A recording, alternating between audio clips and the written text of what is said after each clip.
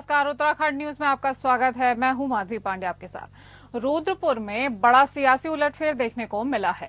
Bhajpa mayor प्रत्याशी विकास शर्मा ने एक प्रेस कॉन्फ्रेंस में बताया कि कई कांग्रेस पार्षद प्रत्याशी अपना पर्चा वापस लेकर भाजपा में शामिल हो गए हैं और निर्विरोध पार्षद बन चुके हैं। विकास शर्मा ने भी बताया कि पूर्व विधायक राजकुमार ठकराल भाजपा में शामिल हो सकते हैं और कांग्रेस के प्रत्याशियों में मायूसी देखी जा रही है। इसी बीच पूर्व विधायक राजकुमार ठकराल के एक वायरल ऑडियो के बाद रुद्रपुर का माहौल गर्म हो गया है। अब देखना दिलचस्प होगा कि कांग्रेस के प्रत्याशी मोहन खेड़ा भाजपा को कैसे टक्कर देंगे। मुख्यमंत्री पुष्कर सिंह धामी के कार्यों से प्रभावित होकर हमारे दो पार्षदों ने जो कांग्रेस के सिंबल में चुनाव लड़ रहे थे अपना नामांकन वापस ले लिया है। हमारा वार्ड नंबर 16 जहां मैं खुद रहता हूं, वहां पे लोगों ने एक मीटिंग करके बैठक करके हमारे उस पार्षद का टिकट वापस करा दिया है। और हमारा जो वार्ड नंबर 19 है, खास करके हमारे वाल्मीकि समाज का जो वार्ड है, वहाँ पर हमारा एक कार्यकर्ता जिसको टिकट नहीं मिली थी, कांग्रेस के पर्चे से चुनाव लड़ रहा था। आज सुबह वाल्मीकि समाज की एक बड़ी बैठक का हमने आयोजन किया और वाल्मीकि समाज ने हमें समर्थन किया और हमारे छोटे भाई संदीप वाल्मीकि ने भी अपना पर्चा वापस ले लिया है। इससे हमारे वार्ड नंबर 16, वार्ड नंबर 19 दो वार्ड निर्विरोध घोषित हो गए हैं। इसके अलावा हमारा वार्ड नंबर 12 जहां पर हमारे निवर्तमान सभा पार्षद हमारी भाभी सीमा गुप्ता को टिकट मिला था, अभी टिकट नहीं मिल पाया तो उन्होंने भी अपना नामांकन दाखिल कर दिया था। हमने उनका नामांकन वापस करा दिया है। उनके भुवन गुप्ता जी का, हमारे भाजपा नेता का भी नामांकन वापस करा दिया है। वार्ड नंबर 9 से शिव कुमार शिबू जी हमारे कार्यकर्ता हैं, उनको टिकट नहीं मिला, उनका भी नामांकन वापस कर दिया है। अभी हमें उम्मीद है, अभी समय 4 बजने में 2 घंटे बाकी हैं, उम्मीद है कुछ और पार्षद हमारे निर्विरोध घोषित हो जाएंगे और हो सकता है कुछ पार्षद दूसरे दलों के हमारे साथ जुड़ जाएंगे। हम प्रयास कर रहे हैं कि जिस प्रकार से शहर ने हमें अपना विश्वास दिया है, हमारे नामांकन से लेकर कार्यालय उद्घाटन तक जिस प्रकार से लोगों का प्यार मिल रहा है और आज आप देख रहे हैं यहाँ वापसी में जैसा सहयोग मिल रहा है, तो मुझे लगता है कि सारा शहर ये चाह रहा है कि यहाँ कमल का फूल खिले और हम 40 के 40 वार्डों में कमल का फूल खिलाएंगे और मुझे भाजपा ने जो प्रत्याशी घोषित किया है विजयी होंगे और हम लोग केंद्र सरकार और राज्य सरकार की योजनाओं को लाकर धरातल तक उतारने का प्रयास करें। हमारे साथ हमारे संवाददाता सत्यजीत सरकार फोन लाइन पर जुड़ गए हैं। सत्यजीत, चुनाव के पहले ये उथल पुथल हो रही है, कांग्रेस के प्रत्याशी अपना नामांकन निर्विरोध पार्षद बन रहे हैं और या फिर भाजपा में शामिल हो रहे हैं, इसका क्या असर पड़ेगा चुनाव पर? जी, अगर बात करें जिस प्रकार से पहले जिस प्रकार से चुनाव का यहाँ पे पर्चा दाखिल किया गया था, लेकिन जिस प्रकार से कल लास्ट दिन था, वहाँ पे लास्ट डेट क्लियर कर दिया गया था कि 2 तारीख तक नाम वापसी का डेट किया गया था, जिसमें से कई जो पर्चा दाखिल किया था, 2 कांग्रेस के माध्यम से वो निर्विरोध उनको भाजपा में ज्वाइनिंग किया, वो निर्दलीय के माध्यम से निर्दलीय से वो भी वापस किया, लेकिन जो निर्विरोध है वो 2 निर्विरोध घोषित कर दिया गया पार्षद के माध्यम से। अगर बात करें भाजपा की, जिस प्रकार से पूर्व विधायक राजकुमार ठुकराल और उनके भाई संजय ठुकराल, उन्होंने भी मेयर पद के लिए दावेदारी की थी, लेकिन वो कोई निर्दलीय के माध्यम से उसमें दाखिल की थी, लेकिन कल उन्होंने दोनों भाई ने पर्चा वापस कर लिया है। लेकिन वो अभी भाजपा को समर्थन कर दिया गया कि अभी थोड़ी देर बाद उनका प्रेस कॉन्फ्रेंस होने वाले हैं, उसमें स्पष्ट कर दिया गया है कि वो भाजपा के जो विकास शर्मा जो मेयर प्रत्याशी हैं उनको जोर शोर से यहाँ पे सपोर्ट किया जाएगा, उनको प्रचारक राजकुमार ठुकराल खुद बनेंगे। बल्कि इससे पहले राजकुमार ठुकराल का जिस प्रकार से ऑडियो वायरल हो रहे थे, वो एक रुद्रपुर में माहौल गर्म था उसको लेकर, लेकिन आज उसको निवारण कर दिया गया, वो आपस में बैठे उनको सुलझा लिया गया और वो 1 तारीख को मुख्यमंत्री पुष्कर सिंह धामी के आवास में बैठकर बातचीत की गई है। लेकिन अगर देखा जाए जिस प्रकार से संजय ठुकराल और राजकुमार ठुकराल पूर्व विधायक जो है वो अभी भाजपा को समर्थन कर दिया गया, भाजपा की तरफ से पूरा जोर शोर से यहाँ पे उनको चुनाव लड़ाएंगे। तमाम जानकारी के लिए धन्यवाद सत्यजीत।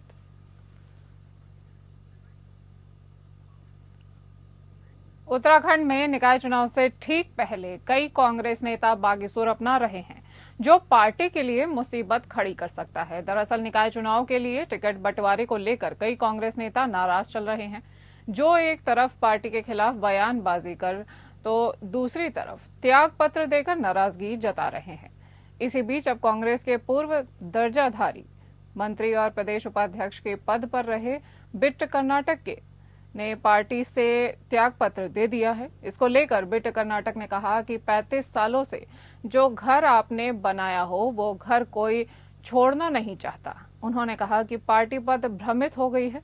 जिस प्रकार से कार्यकर्ताओं की उपेक्षा की जा रही है, जमीनी कार्यकर्ता का कहीं ना कोई सम्मान नहीं हो रहा है। उसके चलते मैंने कांग्रेस प्रदेश अध्यक्ष करण माहरा और पूर्व मुख्यमंत्री हरीश रावत को अपने प्राथमिक सदस्यता और वरिष्ठ उपाध्यक्ष के दायित्व से इस्तीफा सौंप दिया है।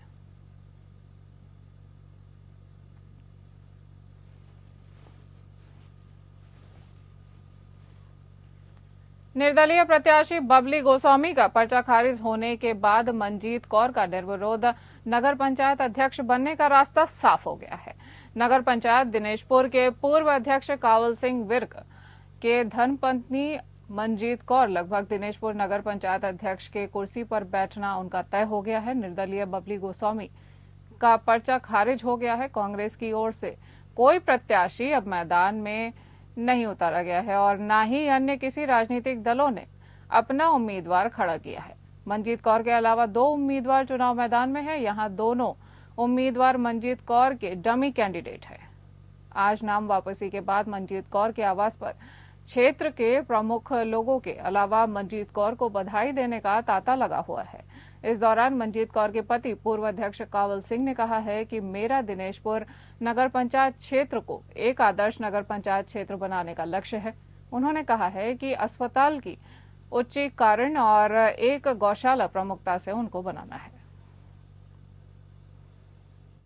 इससे पहले मैं अपने उत्तराखंड के हमारे बड़े भाई मुख्यमंत्री पुष्कर सिंह धामी जी और हमारे संगठन के मंत्री अजय जी और हमारे उत्तराखंड के प्रदेश अध्यक्ष महेंद्र भट्ट जी और हमारे बड़े भाई नैनीताल उधम सिंह नगर लोकसभा के सांसद पूर्व मंत्री अजय भट्ट जी और हमारे जिलाध्यक्ष गुंजन सुगीजा जी और हमारे बड़े भाई पूर्व विधायक किच्छा राजेश शुक्ला जी और मंडल अध्यक्ष अनादि जी मंडल जी को मैं लाख लाख बधाई देता हूं, जिन्होंने मेरी टिकट दिलाई और जनता ने ऐसा एक करके एक पूरे उत्तराखंड में एक ऐसा संदेश दिया कि कोई भी जनता के बिना कोई भी चेयरमैन नहीं बन सकता, कुछ नहीं कर सकता।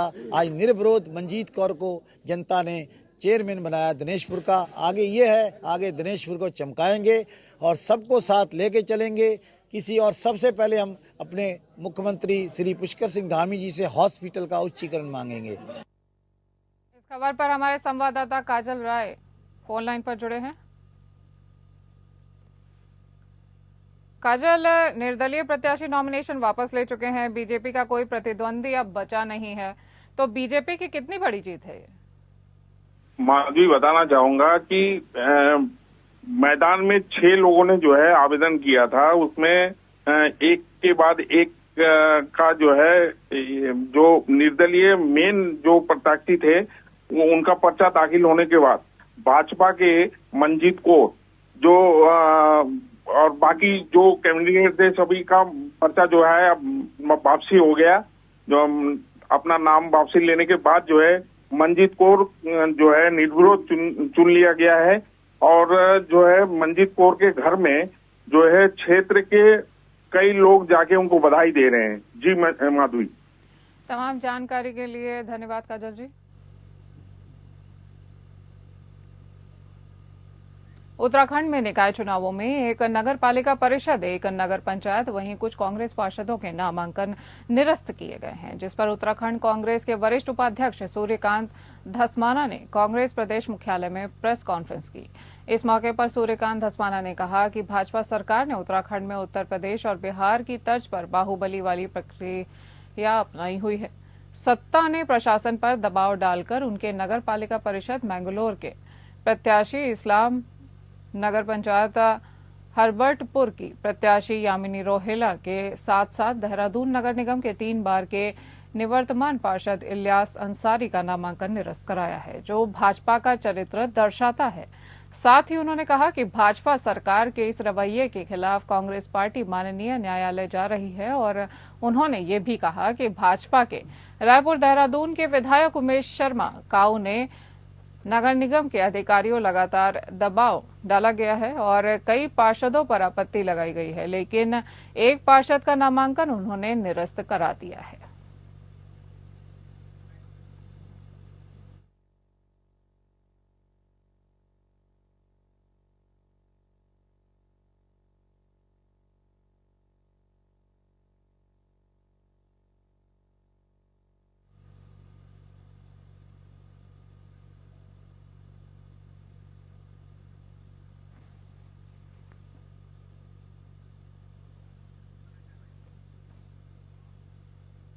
नगर निकाय चुनाव के लिए प्रत्याशियों ने प्रचार शुरू कर दिया है। वहीं देहरादून मेयर पद के लिए कांग्रेस के उम्मीदवार वीरेंद्र पोखरियाल ने दावा किया है कि कड़ी टक्कर के साथ इस चुनाव में उनकी जीत होगी। उन्होंने बताया कि राज्य आंदोलन के दौरान उन्होंने अग्रणी रूप से भूमिका निभाई थी, कई बार जेल गए हैं, लाठी डंडे खाए हैं, इसलिए जनता का आशीर्वाद हमें निश्चित तौर पर मिलेगा और जीत भी हमारी होगी।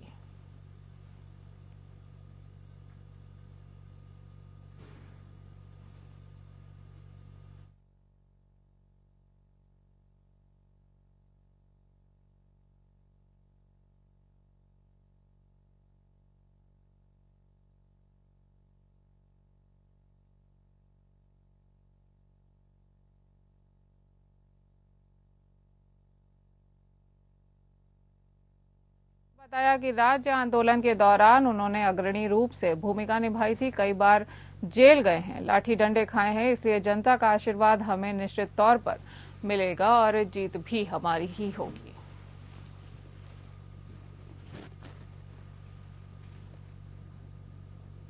निकाय चुनाव 2025 में नामांकन प्रक्रिया के बाद अब प्रत्याशियों ने धीरे धीरे अपने प्रचार के अभियान को तेजी देना शुरू कर दिया है। पूर्व जिला पंचायत अध्यक्ष पौड़ी केशर सिंह नेगी की धर्मपत्नी और निर्दलीय प्रत्याशी हिमानी नेगी ने पौड़ी मुख्य बाजार में अपना चुनावी कार्यालय का शुभारंभ किया। इस दौरान सैकड़ों की संख्या में कार्यकर्ता मौजूद रहे। हिमानी ने कहा कि आज पूजा अर्चना के बाद उन्होंने अपने चुनावी कार्यालय का शुभारंभ कर दिया है। उन्होंने कहा कि यहीं से चुनाव की रणनीति तैयार की जाएगी और आने वाले दिनों में डोर टू डोर कैंपेनिंग कर खुद के पक्ष में मतदान करने की अपील जनता से उनके द्वारा की जाएगी। उन्होंने कहा कि उन्हें पूरा विश्वास है कि जनता पार्टी फॉर्म से हटकर ऐसे प्रत्याशी को अध्यक्ष पद पर काबिज करेगी जो नगर पालिका क्षेत्र को विकास की दिशा में ले जाने का काम करेगा।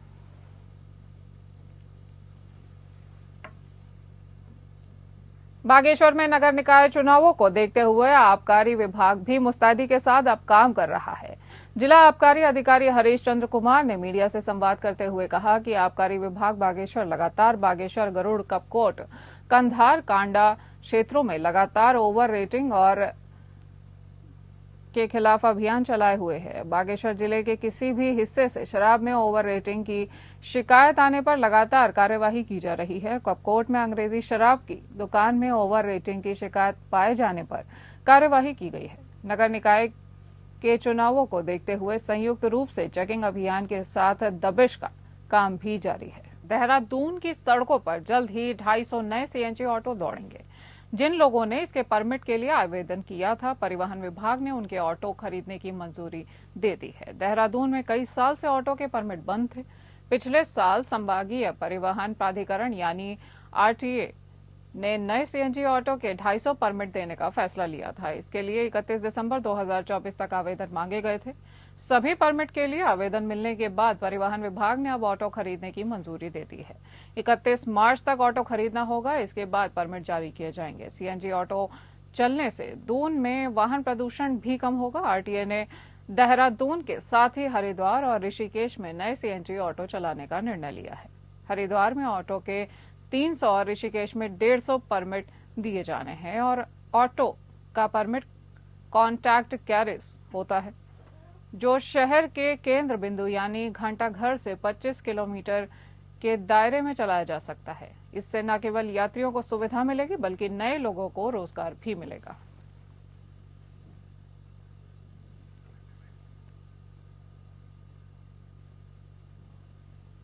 उत्तराखंड सरकार द्वारा चारों धामों की शीतकालीन यात्रा शुरू करने के बाद शीतकालीन गद्दी स्थलों पर बड़ी संख्या में श्रद्धालु पहुंचने लगे हैं। चमोली जिले में स्थिति पांडुकेश्वर ज्योतिर्मठ नरसिंह मंदिर, गोपीनाथ मंदिर सहित भगवान के अन्य शीतकालीन प्रवासी स्थलों पर पिछले 10 दिनों में रिकॉर्ड 6,500 से अधिक श्रद्धालुओं ने दर्शन कर पुण्य अर्जित किया। जिलाधिकारी संदीप तिवारी ने जानकारी देते हुए बताया कि शीतकालीन यात्रा में लगातार पहुंच रहे हैं श्रद्धालु। प्रशासन ने सभी व्यवस्थाएं कर ली है ताकि श्रद्धालुओं को किसी प्रकार की दिक्कत का सामना न करना पड़े। वहीं विश्व प्रसिद्ध पर्यटक स्थल औली में भी पर्यटकों की तादाद बढ़ रही है। इसको लेकर स्थानीय व्यवसायियों में खासा उत्साह देखने को भी मिल रहा है।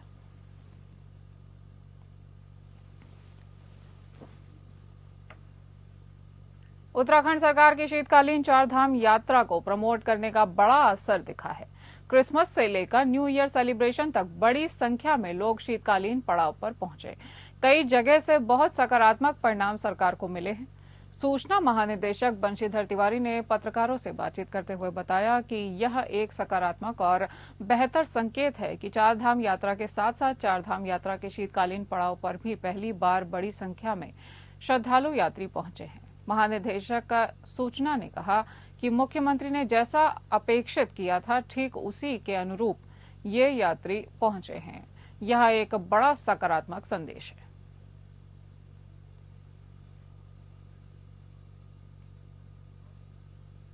जहां मोबाइल और इंटरनेट जीवन का हिस्सा बन चुका है, वहीं बागेश्वर जनपद से कई गांवों में सिग्नल न होने के कारण मोबाइल पर बात नहीं हो पाती थी। इन क्षेत्रों को संचार सुविधा से जोड़ने के लिए जिला प्रशासन और विधायक के प्रयासों से बीएसएनएल की ओर से दूरस्थ क्षेत्रों में 48 नए टावर लगाए जाने का कार्य गतिमान है, जिसमें से 21 टावरों का कार्य पूर्ण हो चुका है।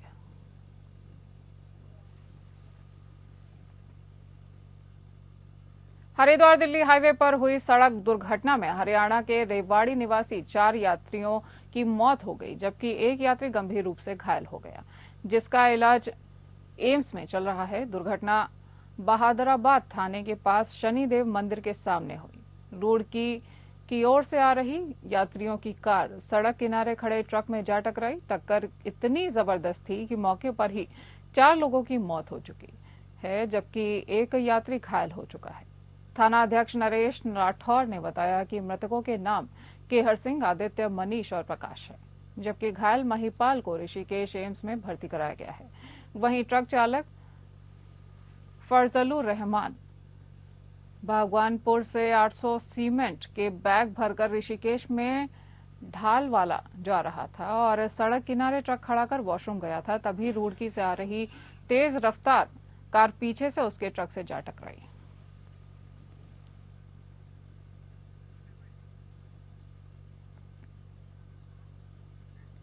अगली खबर जसपुर कोतवाली क्षेत्र से है, जहां नशे की रोकथाम के लिए पुलिस द्वारा लगातार नशा कारोबारियों के खिलाफ कार्यवाही की जा रही है।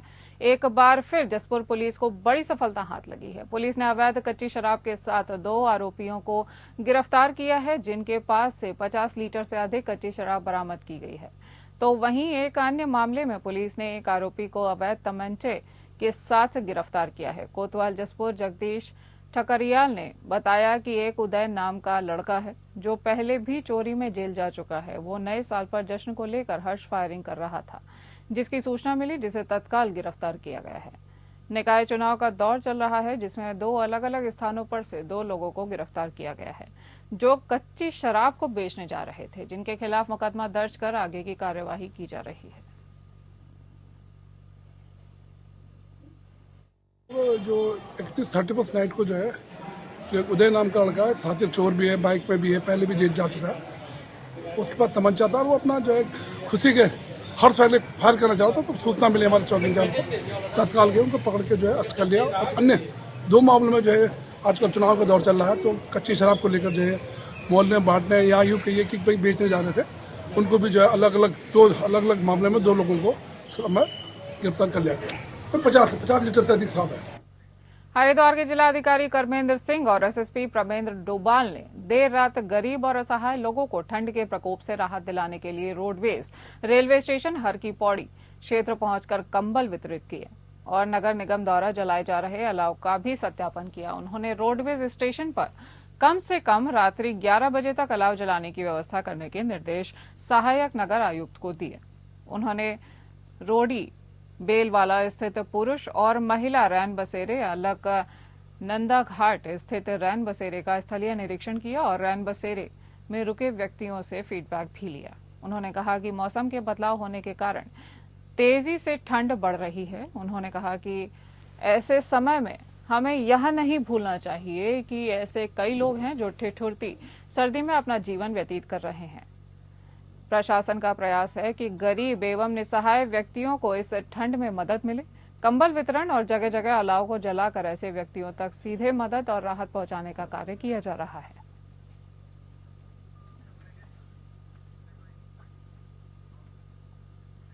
इस बुलेटिन में इतना ही। नमस्कार।